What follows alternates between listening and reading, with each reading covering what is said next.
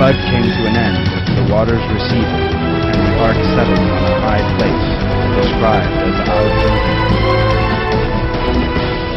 This is related in these words in the Quran.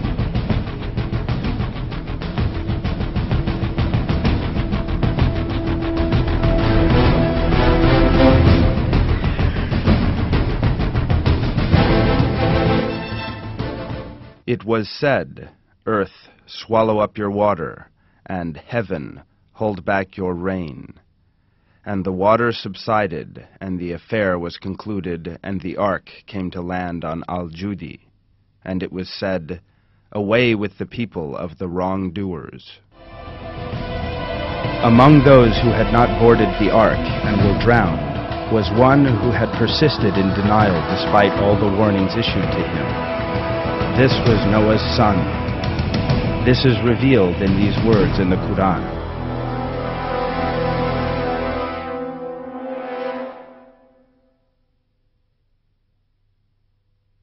It sailed with them through mountainous waves, and Noah called out to his son, who had kept himself apart, My son, come on board with us. Do not stay with the unbelievers. He said, I will take refuge on a mountain. It will protect me from the flood. He said, there is no protection from God's command today except for those he has mercy on. The waves surged in between them, and he was among the drowned.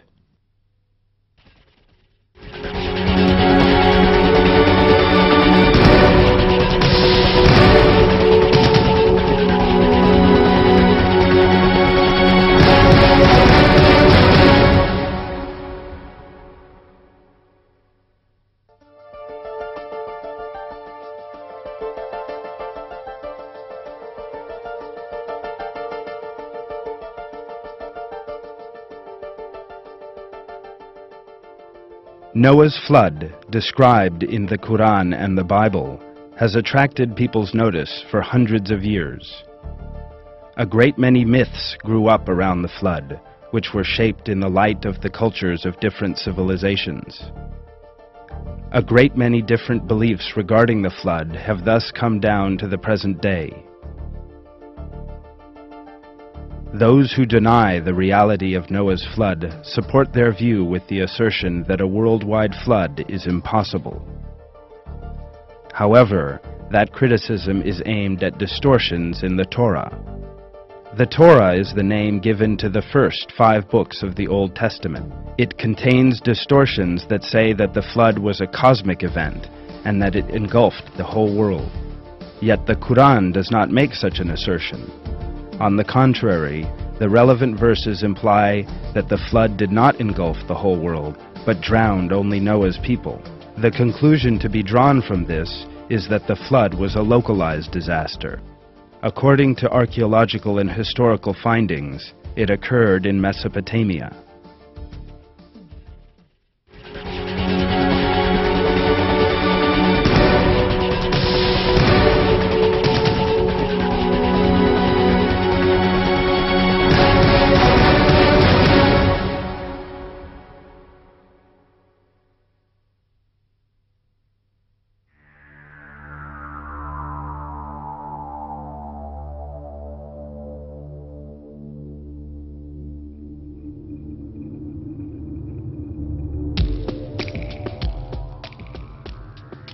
The Mesopotamian plains have been suggested as the location of the flood. In this region flourished the oldest and the most developed civilizations known to history. In addition, lying between the Tigris and Euphrates rivers, this region is a suitable geographical setting for a great deluge. The second reason why this region is regarded as the location for the flood is historical. Astonishing documents can be found in the records of most of the civilizations established in the region. According to these documents, there was a great flood in the region that affected many civilizations at the same time.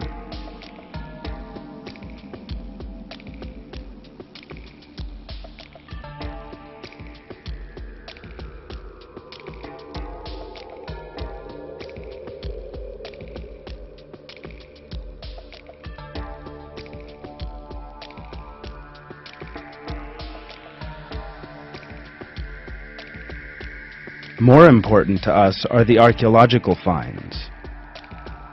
According to these, the people living in Mesopotamia suffered a great many catastrophes over the course of history. Around the 2nd millennium BC, Ibisin, ruler of the large nation of Ur, situated to the south of Mesopotamia, described the year as coming after a flood that annihilated the borders between the heavens and the earth.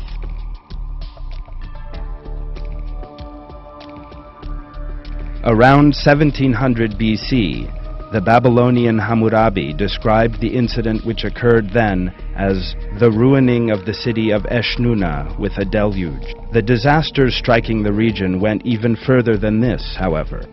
Floods also struck the region in the 10th century BC, at the time of the ruler Nabu-Mukin-Apal. In the 7th, 8th, 10th, 11th, and 12th centuries AD, and also in the 20th century. It appears that the region has always been prone to catastrophes. It is thus quite possible that a powerful flood could wipe out a whole people.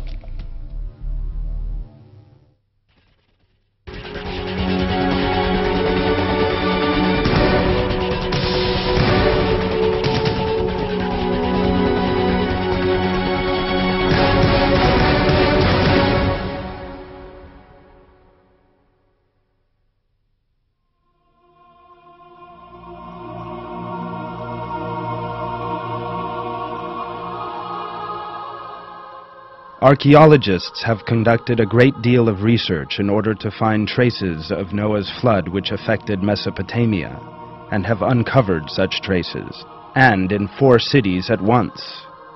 These were the most important cities of Mesopotamia: Ur, Erech, Kish, and Shurupak. R.H. Hall of the British Museum went down in history as the first person to conduct excavations in the city of Ur.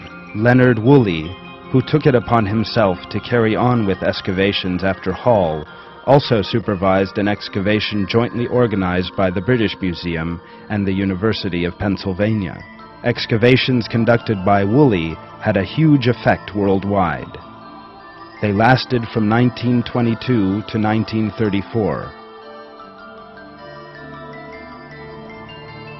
And took place in the middle of the desert between Baghdad and the Persian Gulf.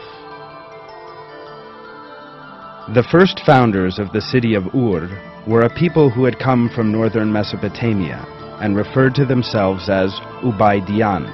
Archaeologists seeking more information about these people encountered the most astonishing remains. The city of Ur had a royal mausoleum. Many objects were discovered in the mausoleum: helmets, swords, musical instruments, works of art made from gold and precious stone, and, most important of all, historical records inscribed onto clay tablet with astonishing expertise and skill and using advanced technology. Based on these records, Woolley decided to dig deeper and encountered evidence of a terrible flood. This was mud, pure sand of a kind that could only have been deposited by water. When the excavations reached a depth of 2.5 meters, earthenware bowls emerged from underneath a layer of pure clay. The conclusion was obvious. These facts were a clear indication that the city of Ur was one of those struck by the flood. German archaeologist Werner Keller expressed the importance of the excavation by saying that the findings of city remains beneath a muddy layer in the archaeological excavations made in Mesopotamia proved that there was a flood there. Research continued in another Mesopotamian city, today known as Tal al-Uhaymer, or Kish of the Sumerian. According to ancient Sumerian sources, this city was the capital of the first post-Diluvian dynasty. It, too, contained traces of the flood. The city of Shurupak in South Mesopotamia, which is today known as Tal Farah, likewise carries apparent traces of the flood. Archaeological studies in this city were headed by Erich Schmidt from the University of Pennsylvania between 1920 and 1930. Traces of a civilization that had flourished in the region between 3000 and 2000 BC were found in these excavations. It appeared from the cuneiform inscriptions that the people of the region were culturally quite advanced. The main point is that a terrible flood was seen to have occurred in this city around 3000 to 2900 BC. According to the account of another archaeologist, Sir Max Mallowan, 4 to 5 meters below the earth, Schmidt had reached a yellow soil layer formed by flood, made up of a mixture of clay and sand. This layer